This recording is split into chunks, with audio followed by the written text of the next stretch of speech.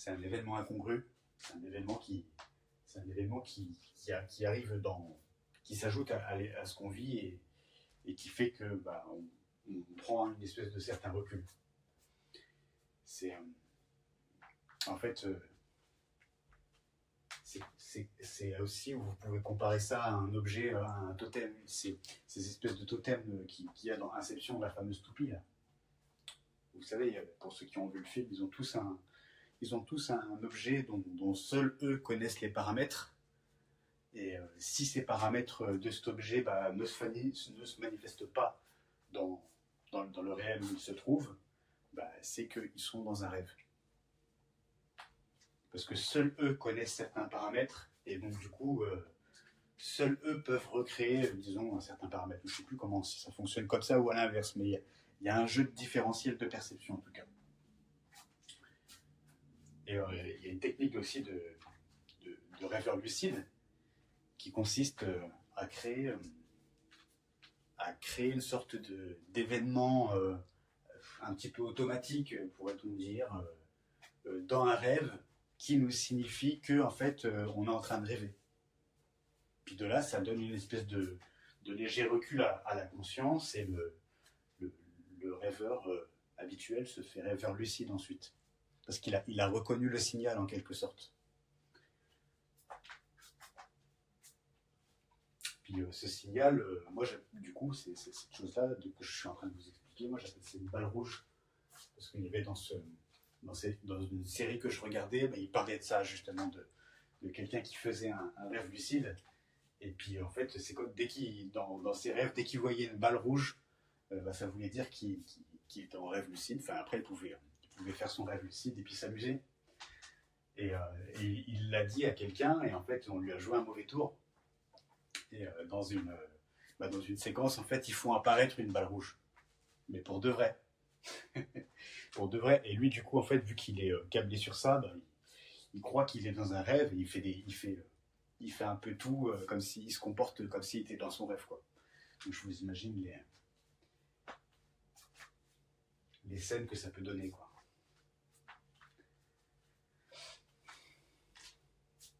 Et j'ai déjà vécu ce phénomène d'incrédulité, moi, dans certains rêves. C'est d'ailleurs quelque chose que j'ai remarqué comme...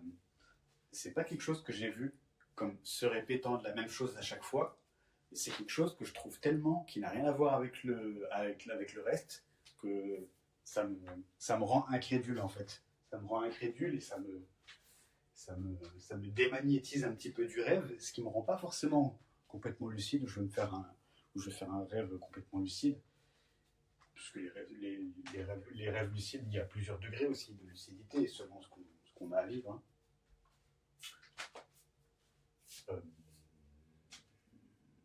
Oui, voilà, donc je...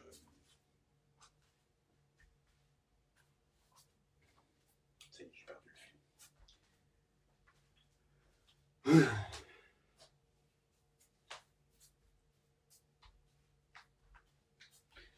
Donc je disais qu'il y avait plusieurs degrés de lucidité, mais ça on s'en fout. Ah oui, voilà.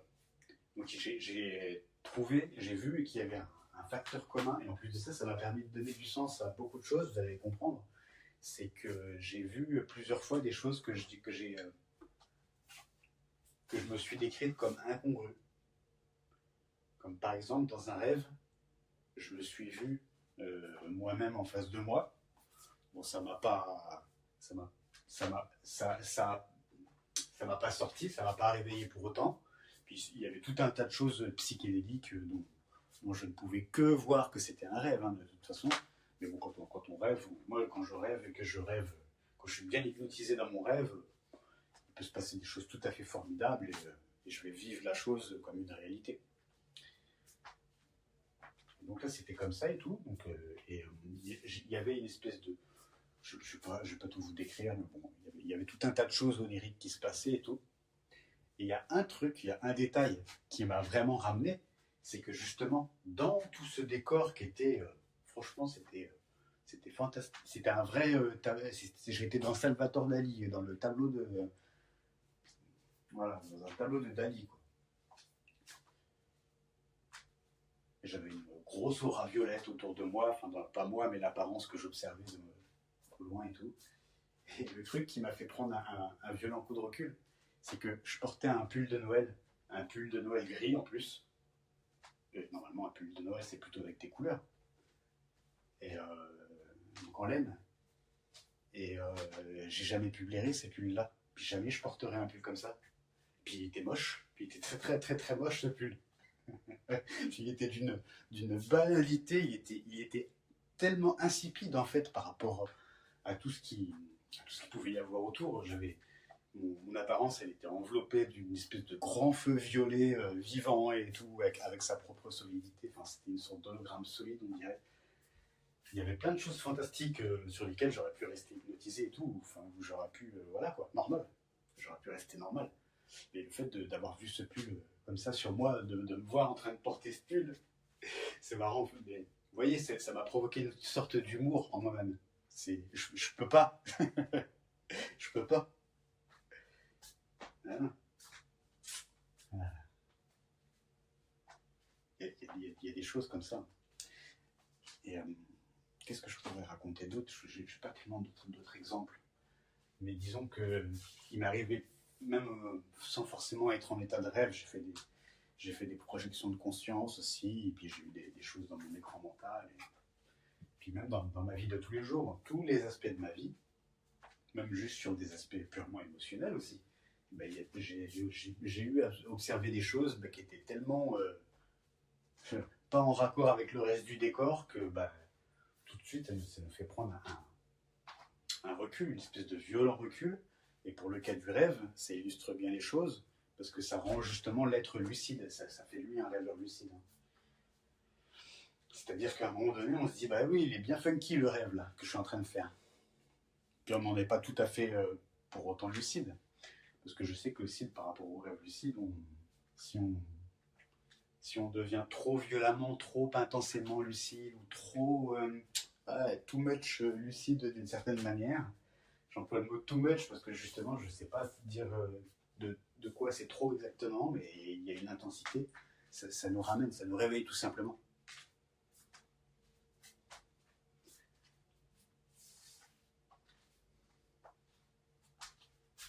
Et puis on peut tout à fait vivre des niveaux de lucidité moindres en rêve, mais tout en faisant très bien l'expérience d'être un rêveur lucide et de faire ce que l'on veut. D'ailleurs, vous pouvez rêver que vous faites un rêve lucide. Hein, je vois pas du tout les interdictions qu'il pourrait y avoir là-dedans. Hein. Vous pouvez très bien rêver que vous avez fait un rêve lucide. C'est-à-dire que dans votre rêve, vous rêvez que vous êtes à l'intérieur d'un rêve. Voilà, je vois pas ce qui empêche le truc, mis à part votre formulation mentale. Puis de là, vous êtes amené à voir des licornes et puis à rêver que vous faites ce que vous voulez dans ce rêve, tout simplement. Puis de là, comme vous avez fait ce que vous voulez dans ce rêve et que dans ce rêve, vous rêviez que vous étiez en train de faire un rêve lucide, donc vous aviez cet état de mentalité-là, quand vous vous réveillez, scientifiquement parlant, vous êtes dans les critères de quelqu'un qui a fait un rêve lucide. Et pour autant, j'ai dit ça pour m'amuser, ça m'a passé par la tête. Et pour autant, il y a des gens qui font des voyages astraux, des rêves lucides comme ça. Ils font des rêves lucides, ils se sentent super lucides aussi, mais c'est parce que ils rencontrent pas forcément tout sur leur passage. Parce qu'il leur est donné de voir des événements par rapport auxquels ils vont pas, soit ils vont pas se faire magnétiser, et donc de là, ils ont leur degré de capacité cognitive en fait avec eux, ou soit ils vont tout simplement pas rencontrer l'événement et puis en gros être cantonnés dans une espèce de micro-univers où il se passera des trucs bien préparés d'avance, quoi. Bien dosés plutôt.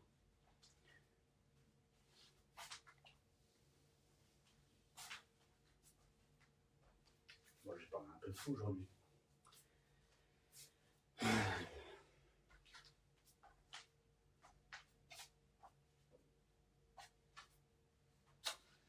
Bon, pourquoi je parlais des rêves lucides là? Pourquoi je parlais de... Ah, la balle rouge. Je vais réussir, hein.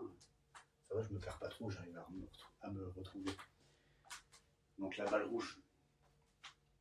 Pourquoi je parlais de la balle rouge? J'ai expliqué donc qu'est-ce que c'était que cette balle rouge.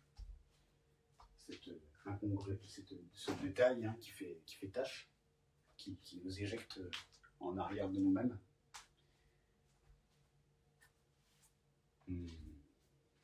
Qui nous rend incrédules, hein, qui nous démagnétise. Bah là, c'est un peu ce qui m'arrivait avec le. C'est un peu ce qui m'arrivait avec le sujet que je voulais exprimer.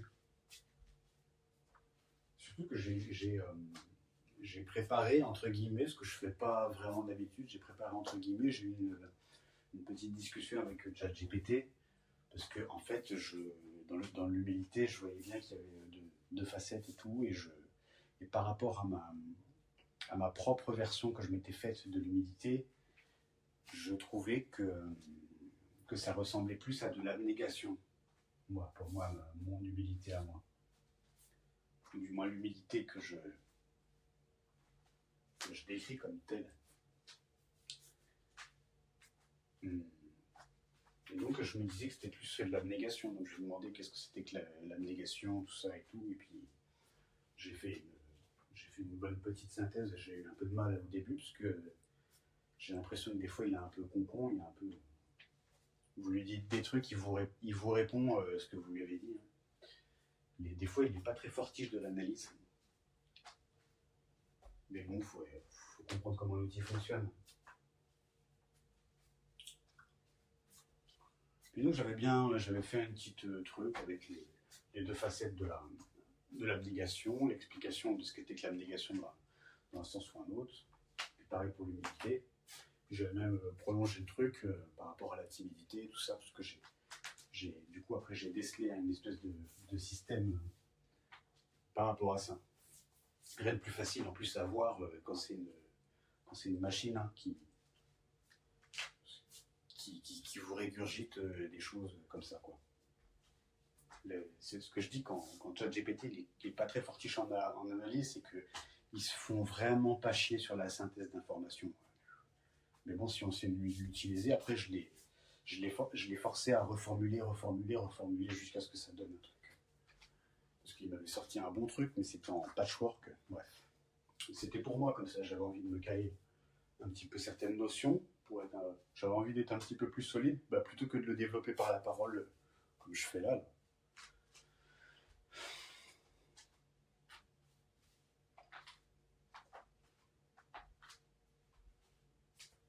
Puis ça, c'est ce qui a fait l'amorçage, je vois, parce qu'au final, ça m'a donné un sujet à l'avance. Et c'est rare, très très rare que j'ai un sujet à l'avance comme ça.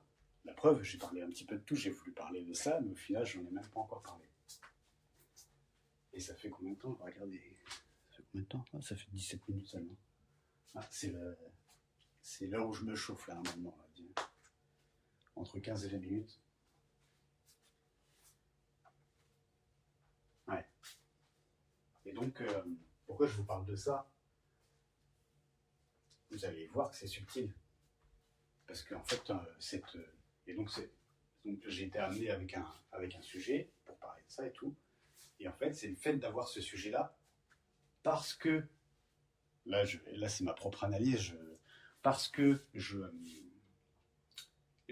suis déjà dans un état latent, comme j'ai dit avant, dans une sorte de pleine lune. J'ai une espèce de soi de magnétisme qui est plus fort sur moi, ou alors moi qui est plus sensible, voilà, une sorte de magnétisme.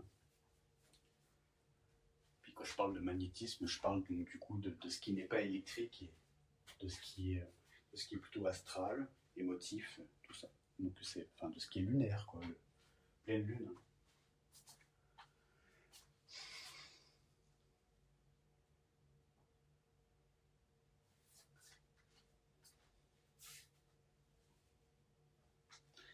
Donc, j'arrête de dire donc.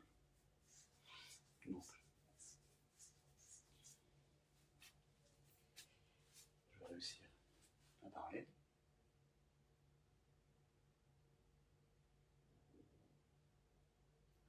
Donc voilà, dans ce que je vous dis là, j'espère que c'est pas trop dégueulasse. pourquoi je suis bloqué là, putain, à parler de ta merde.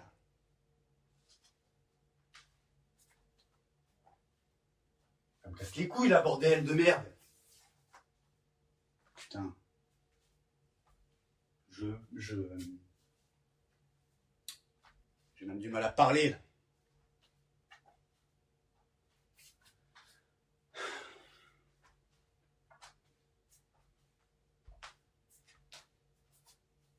Je vais le dire ce que j'ai à dire, puis point barre.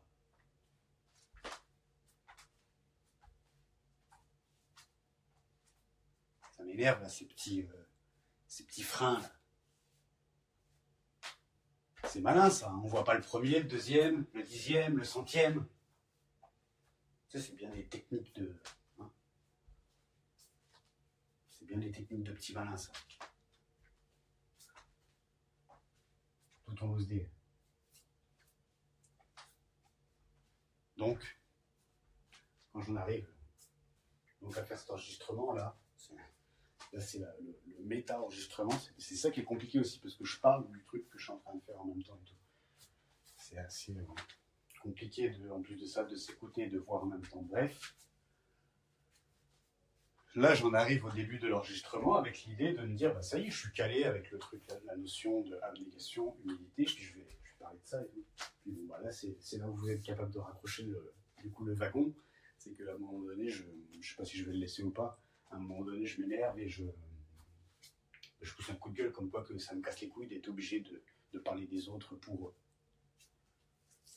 pouvoir parler, dire ce que j'ai à dire, là, de parler du monde. Puis en plus, quand je dis parler des gens, c'est vraiment en plus un côté soit neutre, soit un tout petit peu négatif. Mais jamais, jamais de l'autre côté. Jamais, en tout cas, c'est pas dans ce sens-là, mais en tout cas, j'ai remarqué, et c'est ce qui m'emmerde, c'est que c'est pas d'une manière où même pas, ça me nourrit même pas. Ça me nourrit même pas. C'est cracher son venin sans avoir l'air de le cracher, quoi. Et ça, j'aime pas ça. Surtout si je le vois comme ça et que c'est moi qui est en train de le faire, c'est mort. Tu sais, n'importe quoi. Comme je l'ai déjà dit, les enregistrements, je peux les effacer. Je suis pas obligé de les diffuser, je suis pas obligé de les faire. Donc je peux tout rebalancer si je veux.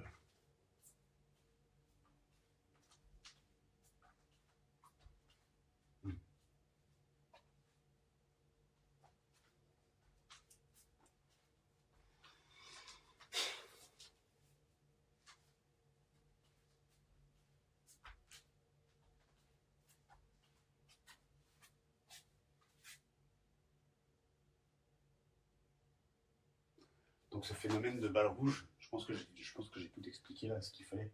Ce phénomène de balle rouge, il est... vous avez j'ai peut-être pas bien expliqué. En fait, c'est quand c'est la thématique ouais, on pourrait dire ça, oui. Ouais, c'est ça. La thématique que j'ai choisie à l'avance, en plus de ça, que j'ai cristallisée en la faisant avec ChatGPT, j'ai dû y passer peut-être 5 minutes comme ça en vocal. Le temps qu'il fasse ses réponses et tout, puis que je construise bien ce que j'avais besoin de me construire en moi-même et surtout que je jarte, que je dégage bien ce que j'avais besoin de dégager surtout. C'est surtout ça. J'avais besoin de dégager certaines notions que je trouvais un peu fausses et puis en plus un peu ambivalentes.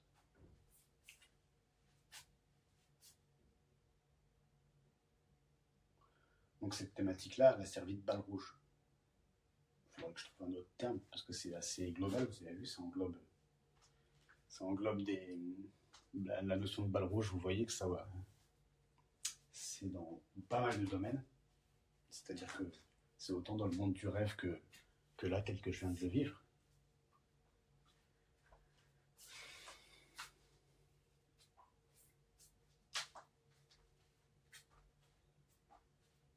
Ce phénomène d'incrédulité.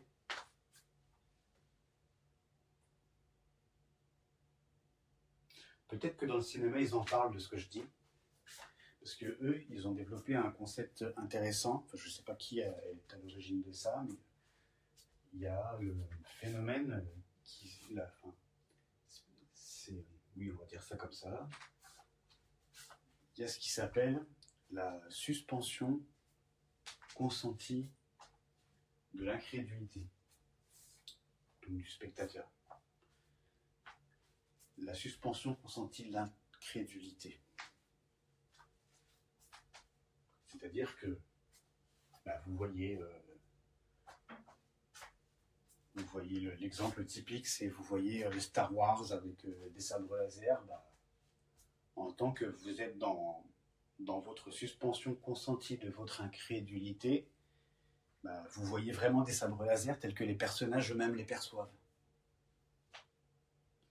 Alors que si vous n'êtes pas dans cette suspension consentie de votre incrédulité, vous allez chercher à visualiser comment sont faits les effets spéciaux, par exemple.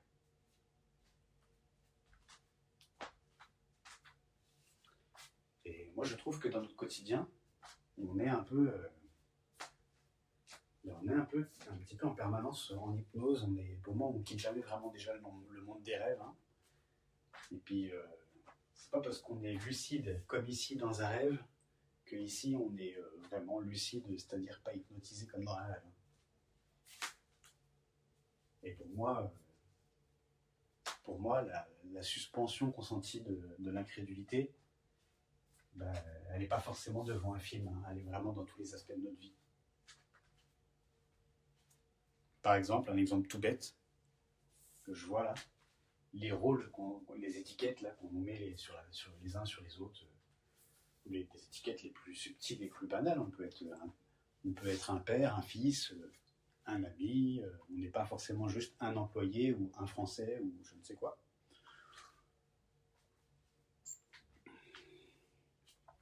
Eh bien, quelqu'un qui va être dans sa suspension consentie de l'incrédulité, dans sa SCI, on va dire, pour contracter, il va être dans sa SCI, suspension consentie de l'incrédulité. Eh bien, il va oublier que le rôle de quoi ? Que le rôle de ouvrier, c'est un rôle social qu'on lui a mis sur le dos et qu'il a accepté. Mais après, est-ce qu'il était conscient ou pas quand il l'a accepté, c'est autre chose. Et justement, à mesure où il n'était pas conscient quand il l'a accepté, il ne sera pas forcément capable de sortir de lui-même de ses propres limites internes par rapport à ce rôle d'ouvrier qu'il a accepté. Et puis, rôle d'ouvrier qu'il a accepté, ça peut être très paramétré d'une manière très différente d'une manière à une autre. D'une personne à une autre, pardon. Oui. Et celui qui est naturellement rebelle, il va remettre naturellement les choses un petit peu plus en question. Alors que celui qui est naturellement serviable, qui a à cœur d'aider tout le monde, lui, il ne va pas forcément le remettre en question à mesure où justement ça lui permet de servir tout le monde. Mais disons qu'il peut y avoir une intervention, une balle rouge dans une situation comme ça, pour cette personne ou l'autre, dans le sens où l'usine va être rasée. Parce qu'il va y avoir un ouragan qui va emporter tout le toit de l'usine. Et l'usine, elle sera mise à nu. Ce qui fait que c'est chômage technique pour tout le monde. Chômage technique pendant 3 ans. Et puis sachant que cette usine, la plupart des personnes de cette usine, elles habitent dans le même village. Ce qui fait que pendant 3 ans, le rôle d'ouvrier avec toutes ces choses-là et tout le relationnel en fait qui en découle, hein, parce que c'est très subtil. Je ne parle pas juste des comportements comme ça qu'on peut observer à la minute, chronomètre et tout. Non, je parle de choses bien plus subtiles et plus longues dans le temps, bien plus installées. Et oui, bon bref. Et là, il va y avoir déjà, il va y avoir de la part de celui qui est un peu plus rebelle, naturellement rebelle. Il y a une programmation de rebelle, admettons. Il est dans un rôle de rebelle, même on pourrait dire. Pourquoi pas, hein. Parce que les rôles, c'est aussi un peu des programmations. Les programmations, c'est un peu des rôles aussi. Hein. faudra que je développe sur la programmation, c'est intéressant. Et ben lui, il va foutre les anciennes règles à terre beaucoup plus rapidement, en termes de relationnel dans le village. Là où il croisait son chef d'équipe, déjà qu'il pouvait pas trop le piffrer, bah là, disons qu'il en profite pour lui montrer qu'est-ce que c'est que d'être d'égal à égal, peu importe comment il s'y prend. Puis il y a l'autre qui va être son opposé, enfin son comparatif. Lui, il va déposer des tartes à la pomme chaudes sur la fenêtre des gens, comme ça, voilà, parce que lui, il kiffe se sentir utile. Et donc, en fait, il est un peu dans le désarroi au départ, mais il est en dépression même au départ, parce qu'il ne peut plus être à l'usine pour accomplir son rôle. Il ne peut plus. Alors, du coup, il transcende la chose, puis il commence à faire d'autres choses, mais ne concernant pas des actes salariales. Voilà.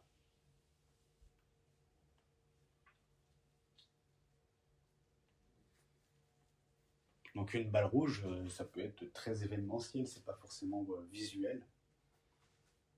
J'appelle la balle rouge vraiment par rapport à l'effet, hein, une sorte d'effet commun, mais qui à cause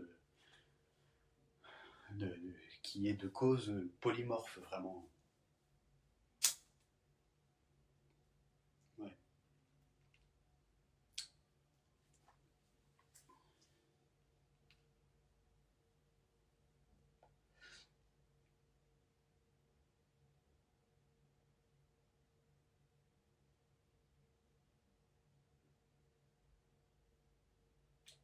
Une cause polymorphe. Ouais, c'est tout à fait ça. Enfin, ça résonne pour moi ça. Quand je vous parlais de toutes ces petites des expériences, on va dire un peu fantastiques, surnaturelles, oniriques, mais qui n'ont jamais été les mêmes. C'est comme si, c'est comme si tous les films, enfin non, c'est comme si toutes les expériences un petit peu surnaturelles que j'avais eues, elles étaient toutes des films hollywoodiens, mais aucune réalisée avec le même budget de production, ni avec le même studio, et ni avec le même réalisateur. Il y avait, comme s'il n'y avait pas de continuité dans ce cadre-là, en fait.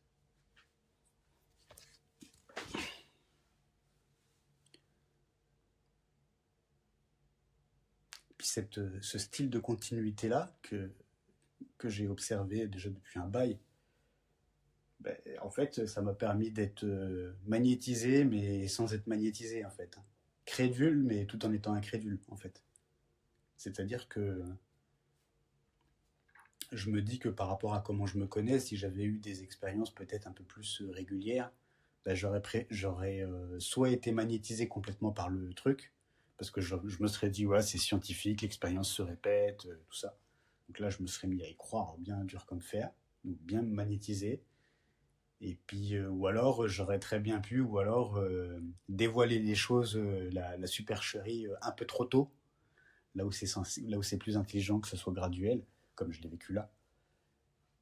Et qu'au final, ben, je sois tellement incrédule, que j'en tombe tellement incrédule que je me mette à rejeter un peu tout, quoi. Puis de là, en fait, au final, ça aurait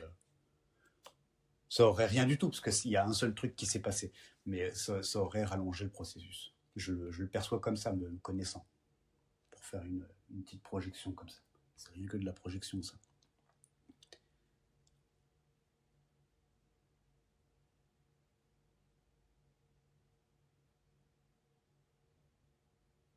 Allez, je vais parler des autres, mais pas méchamment. Je les vois, les gens. Justement, moi, ça me fait une petite peine. Je parle des autres, mais je parle de moi, en fait. Ça me fait une petite peine de voir certains qui ont des expériences prolongées, poussées, c'est-à-dire intenses en termes de perception de réalité, on va dire. Euh, voilà, répéter tout ça et tout. Et oui, ils sont dans un niveau de réalité plus large que d'autres. Mais on trouve toujours quelqu'un dont on a un niveau de réalité plus large. c'est pas dur. Pour certains, ça sera plus difficile que d'autres, mais enfin, globalement, hein, on est tous l'éveillé de quelqu'un, hein. Enfin, c'est un peu nul de dire ça, mais ça y est, c'est pas parce que, enfin, les gens, ils sont. Ah, non, je vais pas en parler plus, ça m'énerve, je vais commencer à mal parler là. Non.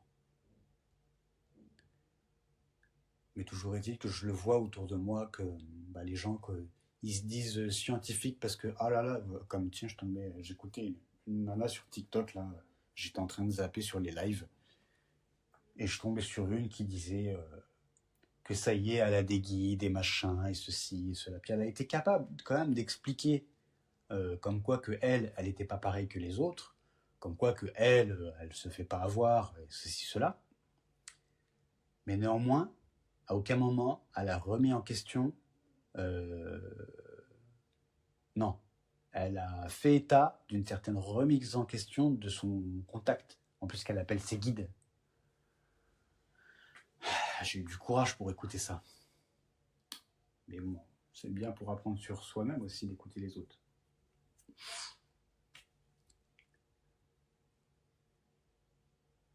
Hmm. Ouais, et donc par rapport à ce que je pouvais ressentir de cette dame-là, ça se voyait que oui, elle avait atteint un certain niveau un certain niveau de personnalité, un certain niveau de conscience, tout ça. Je le sentais déjà, rien que comme on a parlé et tout. Puis qu'il n'y avait pas de mythomanie dans sa voix, il n'y avait pas de mensonge dans sa voix, mais par contre, il y avait un bandeau sur ses yeux, on pourrait dire. Mais c'est pas vraiment sur ses yeux qu'il est.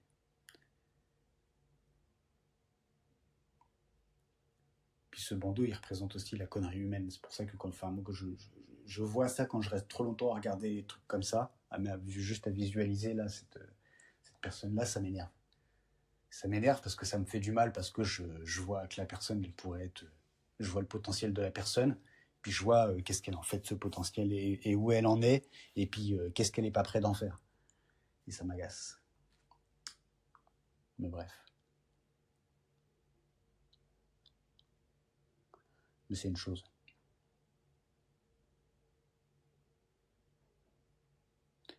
Puis maintenant, aujourd'hui, ça y est, hein, tout le monde est conscient, hein. Dès que je rencontre quelqu'un, ah ouais, je suis conscient, je suis conscient, hein. Ils ont même pas conscience, les gens, de se dire que si on demande à n'importe qui, il y a qui va dire qu'il n'est pas conscient. Honnêtement, honnêtement, il y a qui va dire qu'il n'est pas conscient. Même un mec qui ne sait pas ce que ça veut dire, il va pas dire qu'il est inconscient. Il va pas vous dire qu'il n'est pas quelqu'un de conscient. C'est pour lui automatiquement ne pas être conscient, c'est être inconscient. Et donc après voilà, par extension être teubé, machin et compagnie quoi. C'est quoi être conscient? Être conscient. Moi cette conscience là, j'appelle ça la science des cons. Moi. Puis que ça plaise ou ça plaise pas, c'est pareil. Parce que c'est la science des cons, donc on est arrogant justement avec cette science-là. Là. Moi je sais, puis je sais que je sais. Pourquoi? Bah parce qu'il y en a qui savent pas. Ah bah oui, d'accord, ouais, donc t'en sais un peu plus que certains, quoi, c'est tout. Quoi. Il y en a qui savent plus que d'autres en regardant que les autres qui savent moins, en fait. Ils ont pas le. Bref, ça me. Bon. Sois gentil, pas méchant. Ah, bordel de merde.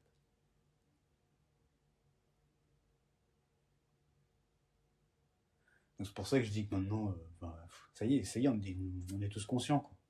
C'est le. En fait, le mot conscience, moi, je vais te parler pour moi quand j'étais plus jeune, tout ça, par rapport à des années en arrière, je ne vais pas parler en général, je vais parler pour moi. La conscience, c'était un peu le truc ultime. Et puis, c'est encore ce qui résonne chez certaines personnes. Même si pour moi, c'est devenu une notion un peu puérile de se dire que la conscience, c'est le truc ultime. Bref.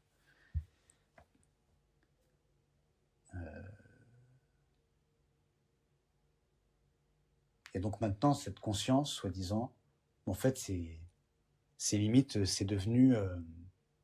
ouais, c'est ça. C'est tombé dans le politiquement correct, la conscience. Enfin, le para-politiquement correct, c'est plus exactement. C'est pas du politiquement correct, parce que ça se veut contraire au politiquement correct, mais c'est quand même du politiquement correct.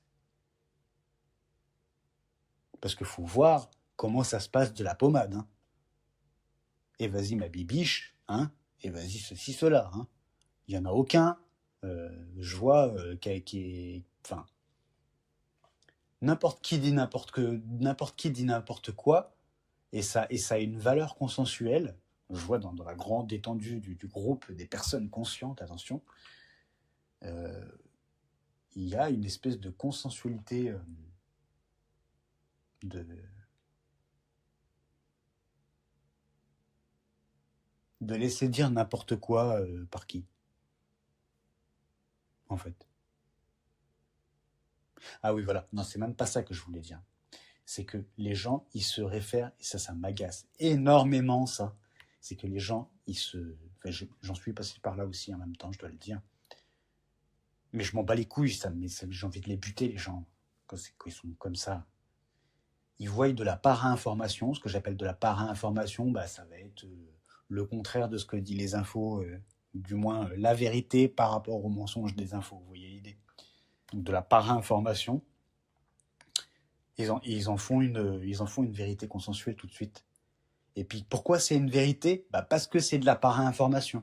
Et pourquoi c'est de la para-information? Bah parce que, attendez, normalement on vit sous le dôme de la Terre plate, entouré d'un mur de glace, et puis c'est vrai, pourquoi? Parce que les médias le disent.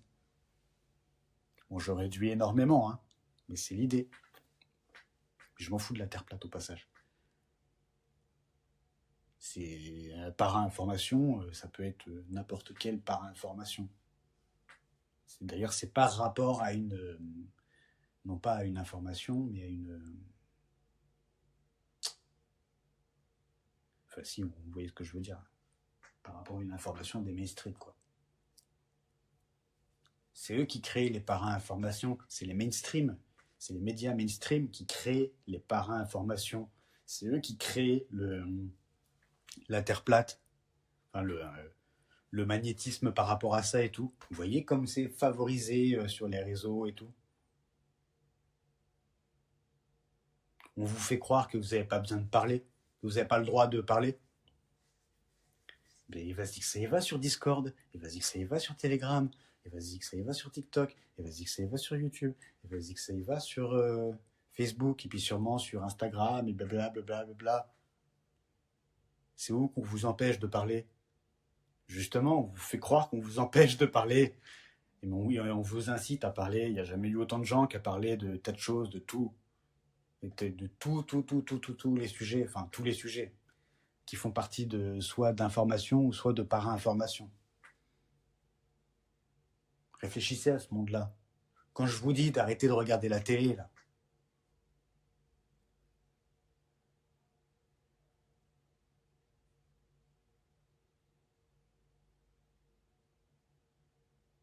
il n'y en a plus besoin de la pleine lune. Il n'y en a plus besoin de certaines conjonctures d'astres, puisque le plan terrestre maintenant est assez complexe pour les produire de lui-même. C'est-à-dire que une partie de ce que ne pouvait faire que les effets de la Lune, aujourd'hui TikTok peut le faire. Rendez-vous compte de ça. Alors ça ne va pas copier tous les effets lunaires, mais pour le côté, tout ce qui est exacerbation émotionnelle, tout ça, il y a. Ah, ça passe pas forcément par les mêmes procédés, par les mêmes canaux de réception, parce que au niveau de la Lune, ça va se passer plus sur quelque chose de magnétique, on va dire, par rapport à des fréquences électromagnétiques, peut-être, ou j'en sais rien. Enfin, je crois pas tellement à ces trucs de lunaire. Pour moi, c'est bien plus symbolique que ça. Et puis d'un autre côté, on a sur TikTok, bah, là, c'est pas électromagnétique ou machin, c'est visuel et sonore, et surtout, plus que ça, parce que du visuel et du sonore, on en a en permanence, c'est neurologique. C'est neurologique. Puis c'est en plus de ça, c'est aussi fait pour être une drogue neurologique. Parce que vous voyez tellement comment c'est intense votre truc, que déjà d'une, bah, pour la plupart, vous y retournez, on y retourne, puis on s'invente des trucs, on s'invente des raisons s'il le faut, pour ceux qui ont besoin de s'inventer des trucs. Par exemple, moi j'ai mes propres raisons, et puis elles sont très valables, mais je me rends compte aussi à côté de ça que j'aime bien avoir ces raisons-là.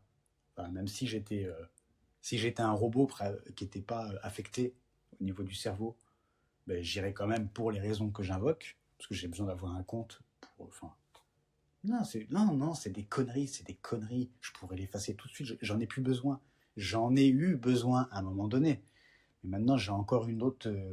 Maintenant, ce que j'aime bien sur TikTok, c'est essayer d'aller voir ce que disent les gens sur les lives et en rapport avec certaines thématiques ésotériques. Puis je trouve pas vraiment ça. Enfin, j'aime ce côté-là que TikTok peut avoir. Mais à côté de ça, je sais que je me nique le cerveau. Je le sais. Parce que, enfin, déjà, je peux passer facile plus d'une heure à scroller comme un connard. Puis ça va être que de la merde. Puis je vais être là à faire ah non, ça j'aime pas, ça j'aime pas. Puis je, je fais comme les piétons qui appuient sur le petit bouton pour passer là, qui marche même pas, qui est juste là pour nous faire patienter. Et c'est pareil avec la gestion de l'algorithme, hein, où on peut mettre j'aime ou j'aime pas les trucs, là, on peut régler et tout. Ça marche, mais ça marche que jusqu'à un certain point. Ça marche juste assez pour qu'on croie que ça marche. Pour qu'on croie pouvoir intervenir, et puis de là, on a plus de chances de rester, en fait. Hein. Plus de chances de rester, plus de chances de quoi que ce soit qui les arrange en face.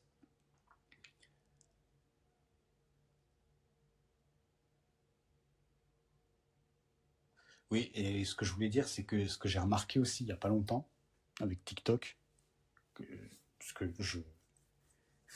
je me laisse magnétiser par ça, mais j'observe aussi en même temps.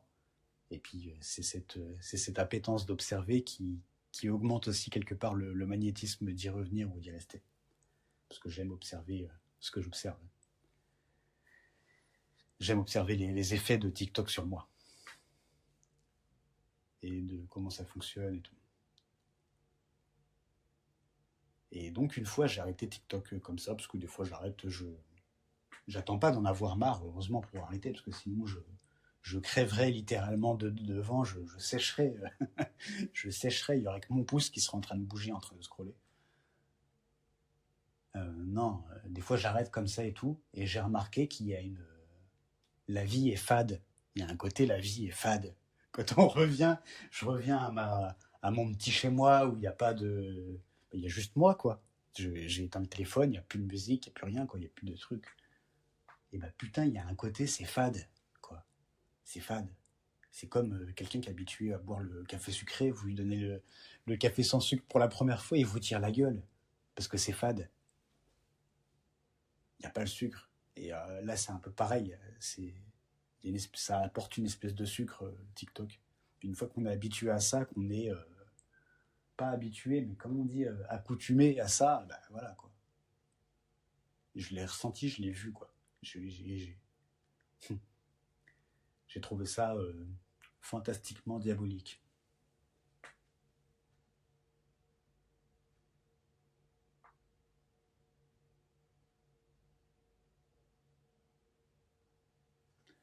C'est fou, hein, les pièges, les petites libertés, les libertés dans les pièges et les pièges dans les libertés. C'est fou. Mais je trouve ça passionnant. Puis je sais très bien que même ça, c'est un piège. Être patient, pas patient, être passionné de quelque chose. Ça fait partie aussi des pièges. Mais ça fait partie aussi des libertés de clairvoyance. Donc, c'est encore plus doublement passionnant et c'est insondable.